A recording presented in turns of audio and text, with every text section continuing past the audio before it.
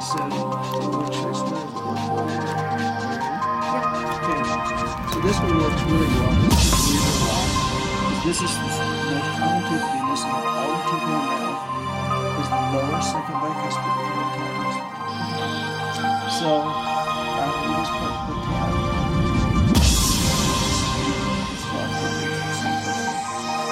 And that way we can move the tooth in the direction, which is kind of cool. Because otherwise we don't have space in the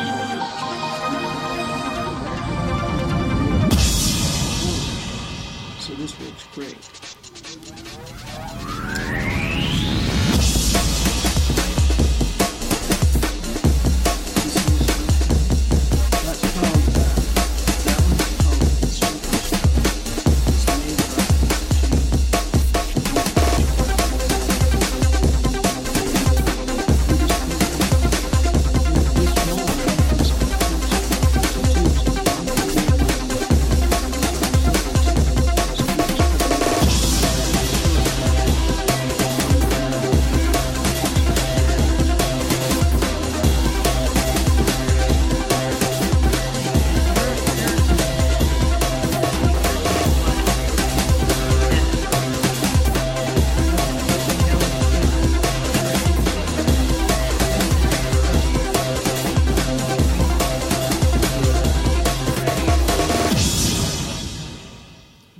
Useful. And the only thing that's kind of important to know on this case here is if you do pull on the outside here, it starts pulling that back molar out like this. So we didn't show it in this picture, but you have to put a parachain on the inside of this molar and you go clear up to here and connect it right here to this wire and it brings that in.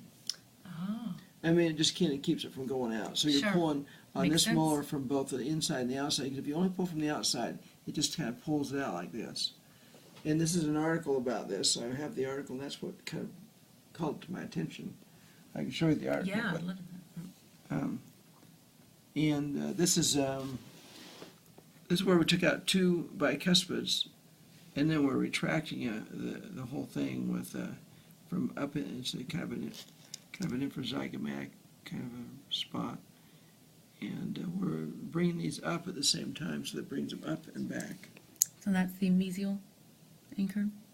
Yes, we use the mesial anchor on that one, actually. So it really isn't probably an infrazygomatic, right? Quite.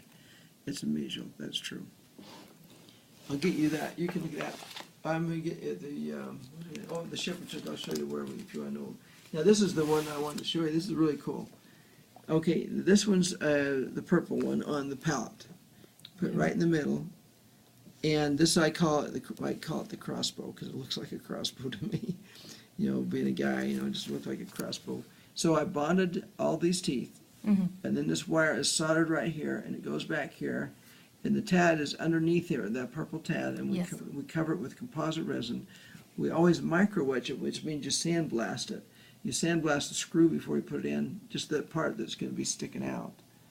And you sandblast these teeth, and you sandblast the wire, and then everything bonds really strong. And so this person's missing 2 teeth, one here and one there, right? So we closed them, and now we freeze these in place, and 1 tooth at a time we slide them forward like beads on a chain.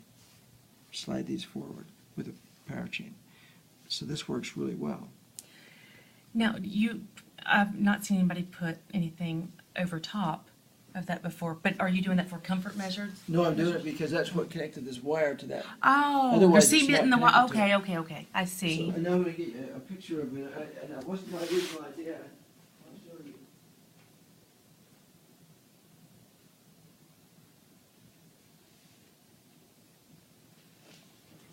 The mesial.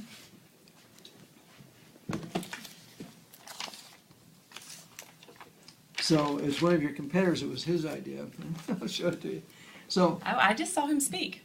oh, you did? Yeah, he was the headliner at the 4th annual TAD conference, November 1st through the 4th in Las Vegas. Oh, well, he's got some good ideas. I'd like to actually hear him speak too. So this is Sebastian Baumgartel. Yes. Okay, so this is what he calls the Thomas T wire auxiliary. I call it my crossbow. Okay. And then here it is in place by his example. So he bonded now he's bonded it, and there it's all bonded now. And then this is, it's soldered right there. And then right here, or else maybe you buy it soldered. Maybe it's already soldered when you buy it. If you buy it from them, it's already soldered there, I guess. Anyway, so then it goes back here, and then he uses the composite resin over the tad to connect it right back there. Okay, and tell me, just for my own sake, what, What it's doing. yes, Okay, so this person is congenitally missing 2 teeth. One here and one here. Let me show you a picture real quick. Okay. So, this is one of the most common teeth to be missing. It's the second most common if you don't talk about wisdom teeth. So when you're missing those 2 teeth, so she's missing 2 teeth, right? You have 2 choices. You can either open the spaces, which we did on her, and have 2 implants put in there, right? Which is kind of a dumb way to do it. But now I've decided it's kind of not the smartest way to do it. So I did it on her. So we opened 2. See that there's 2 spaces because she's missing those 2 teeth, right? yes, yep, And then we put this retainer in there that has a ponic on it here and here. That means these 2 teeth are false teeth yes. that are part of the retainer. And then we said, go get 2 implants, and she did. And then when she got the implants, she said it didn't look near as good as this retainer looked. It looked bad. So I felt bad. I never got to see it, but the mom told me it looked bad. Something a new product we're launching, we hope to launch, Is what? might be an answer to this. So what we did, rather than, okay, so that was one way of doing it, right? Open the spaces, do two implants. And usually it worked especially good to do that if the molars were in the right place, they're nice and everything. But if their upper teeth are all forward, then, what if that's, let me see.